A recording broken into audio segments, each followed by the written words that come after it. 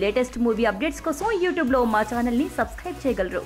సినిమాలలో నటించాలంటే ముందుగా ఆడిషన్స్ పెడతారని, స్క్రీన్ టెస్ట్ చేస్తారు అనే విషయం మీకు తెలిసే ఉంటుంది. అయితే ప్రస్తుతం తెలుగులోకి హీరోయిన్గా లైవ్ సినిమాతో ఎంట్రీ ఇస్తున్న మేఘా ఆకాష్ ఆడిషన్స్ మాత్రం కొంచెం విచిత్రంగానే జరిగింది.